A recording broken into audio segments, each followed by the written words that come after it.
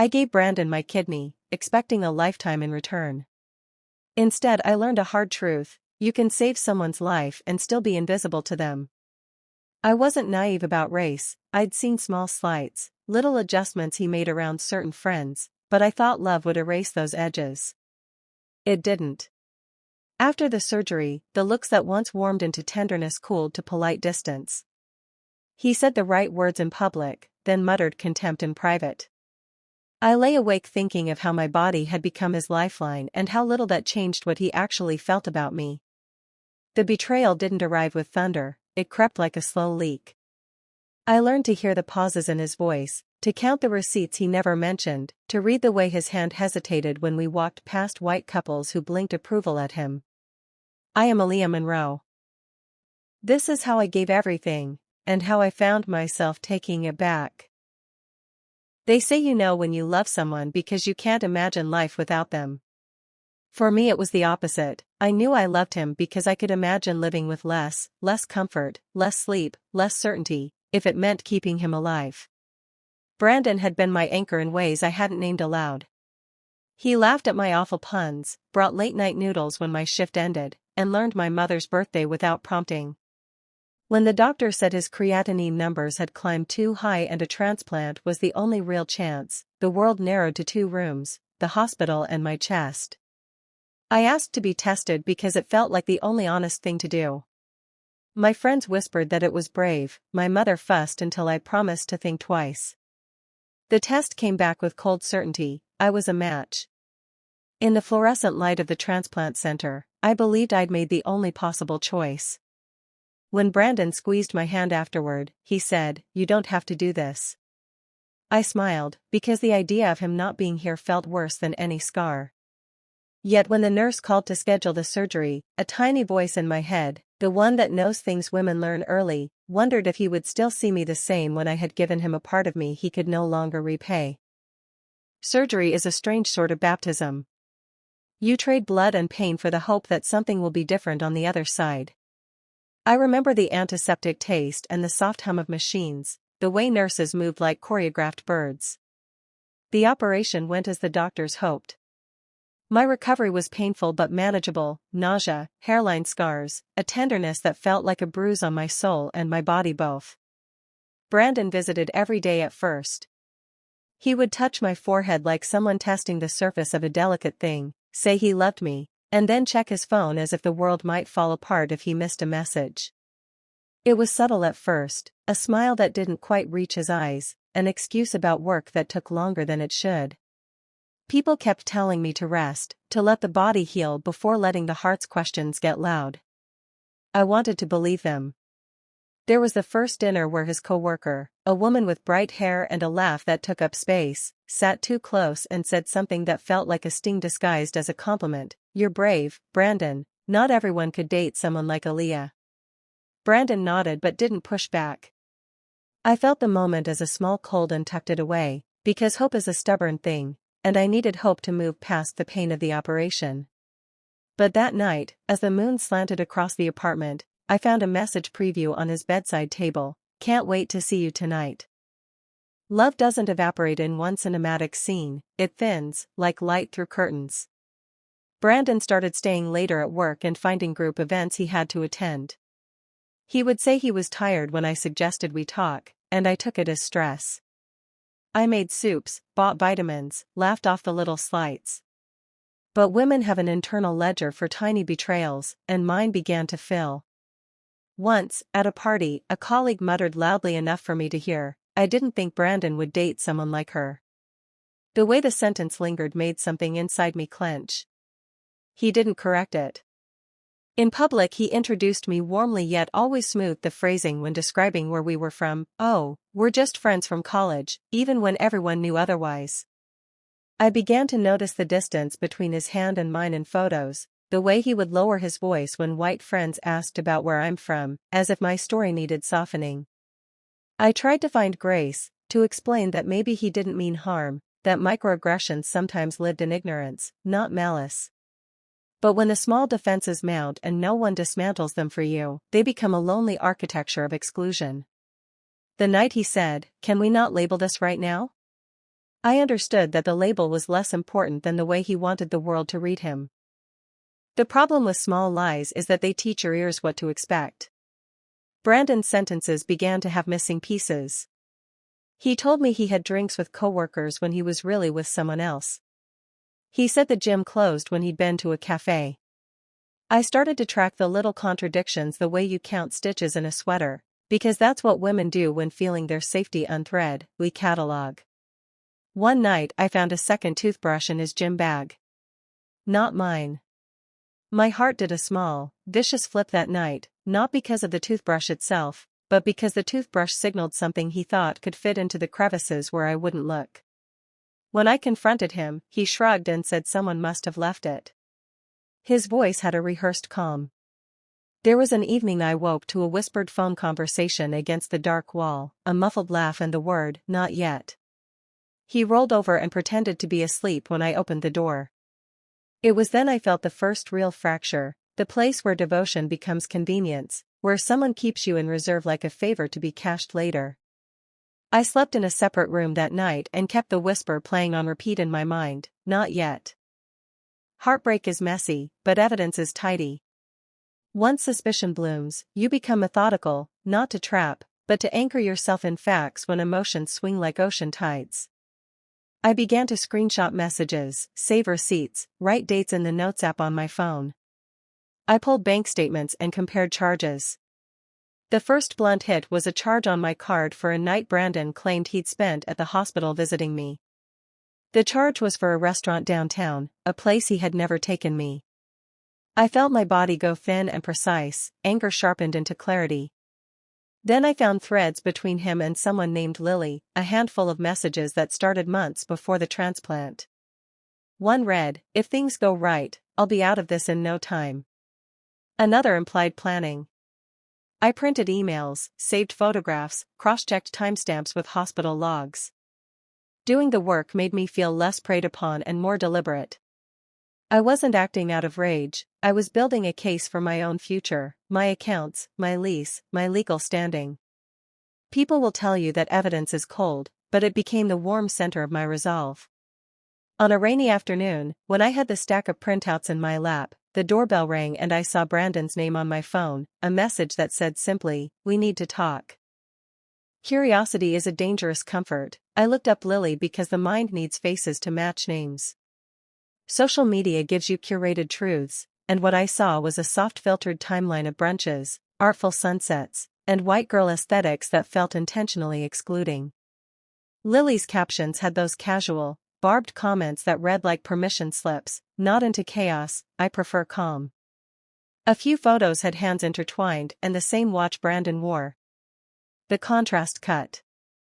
It wasn't only that she was white and I was black, the pain was in the way she fit into a mold Brandon seemed desperate to inhabit. In comments I found messages where Lily referenced newness and starting fresh. She'd posted a story once, a casual clip with a drink and the words, "Finally with someone who gets my vibe." Reading it felt like watching someone name the wound where I'd bled.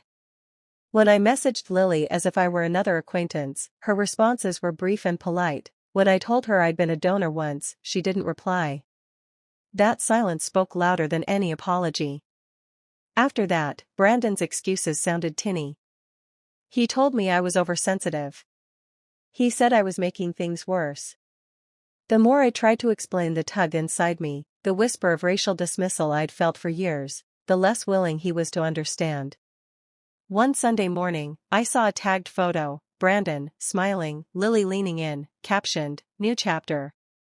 I pressed my palm to the glass of the window until it fogged and thought, he didn't even wait. He called it space, as if I were a noisy piece of furniture he needed to remove for the weekend. The words were clinical, "I can't do this right now.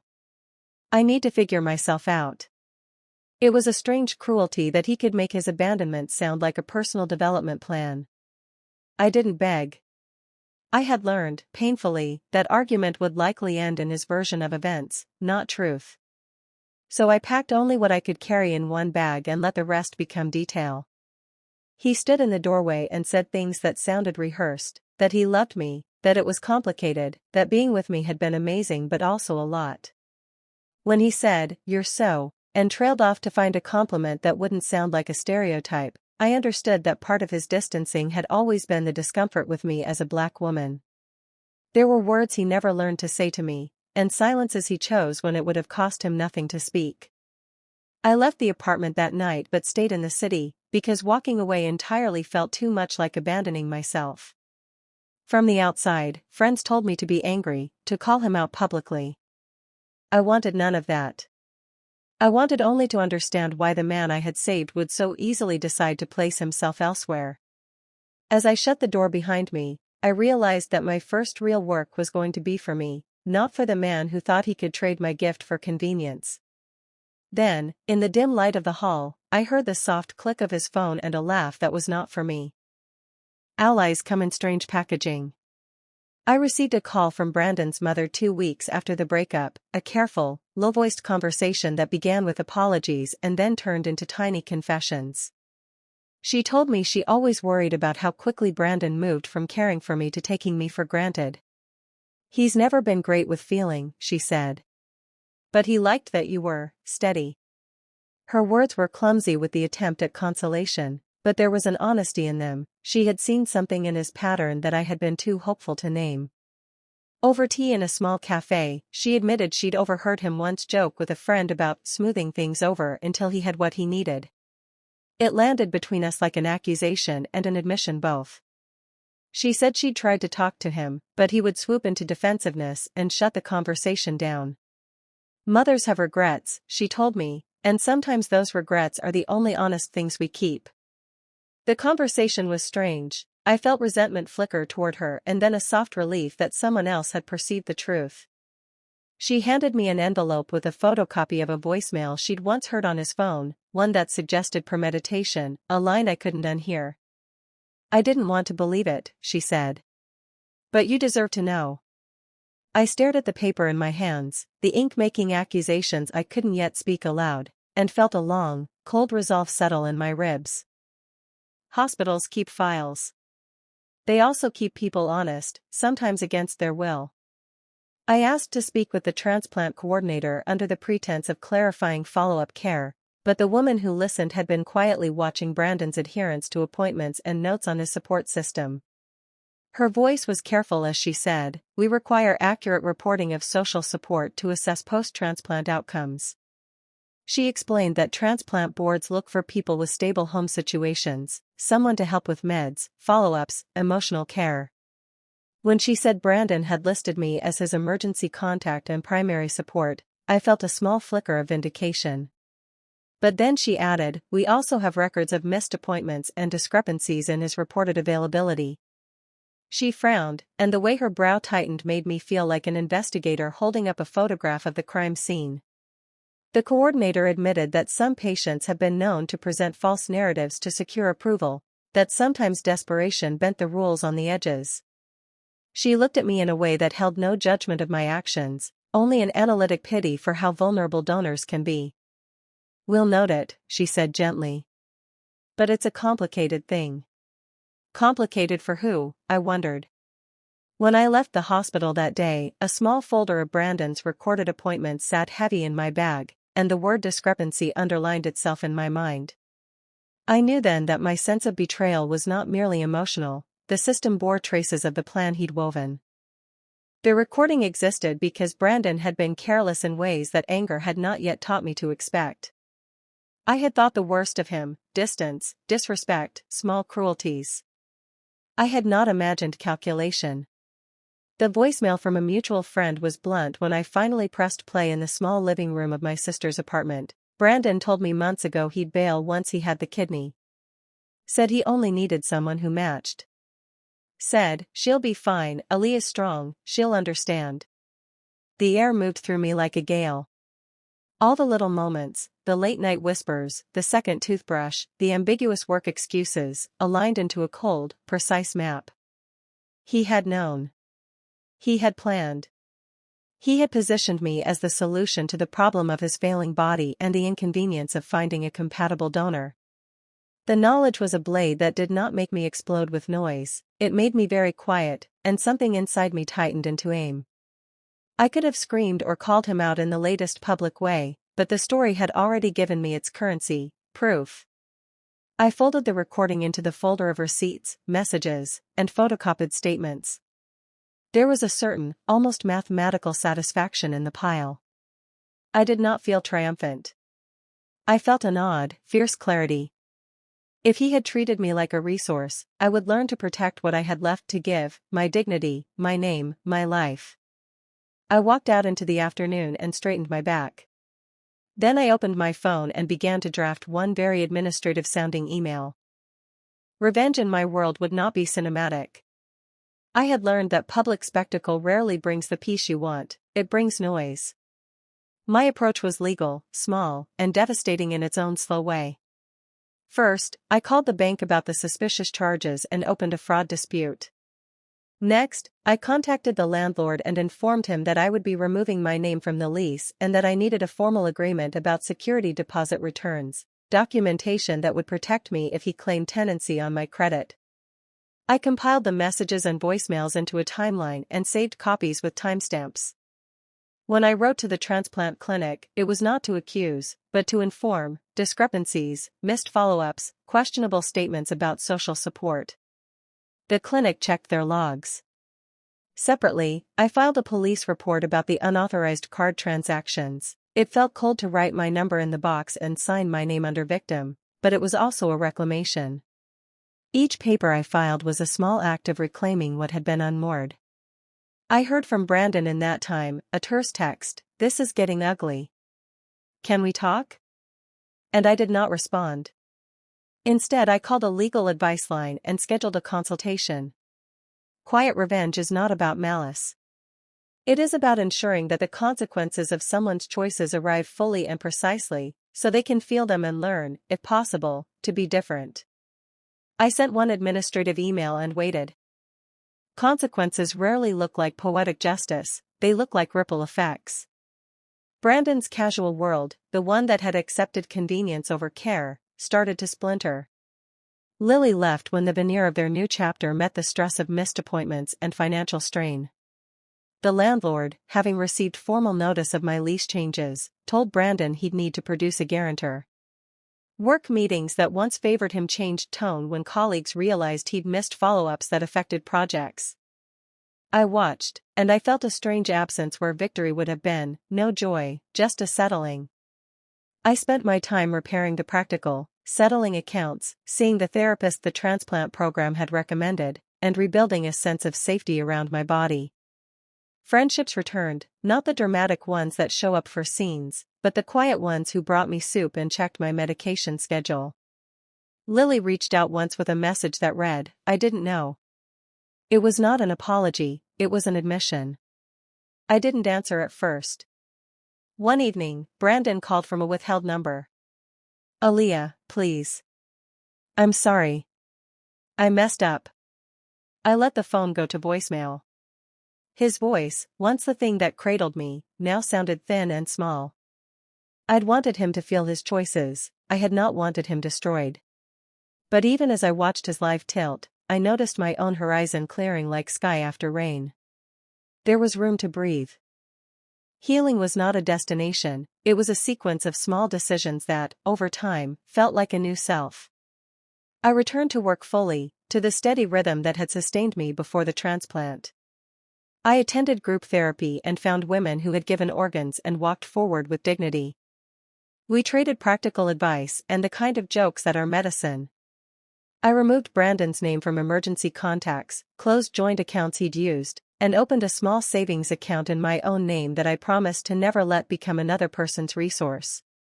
Friends suggested dates and good times, I accepted invitations when I wanted them, not when loneliness nudged me. The racial things that had been a background pain, the microaggressions, the casual diminishment, I began to name them out loud to allies who could hear and who mattered. It was not about shaming anyone, it was about learning to exist fully, unashamed. Brandon's call slowed and then stopped. On a bright morning, I met someone new, not in a world-saving way, but in a coffee shop where he listened to my story without diminishing it. The victory was quiet, a return to my own body, my own agency, and the knowledge that I could survive betrayal and still be whole. I kept the folder of evidence locked away, not as a weapon but as proof that I had not been powerless. I wrote the final line in a small journal: I saved a life and saved myself. Then I set the pen down and walked out into a day that belonged only to me.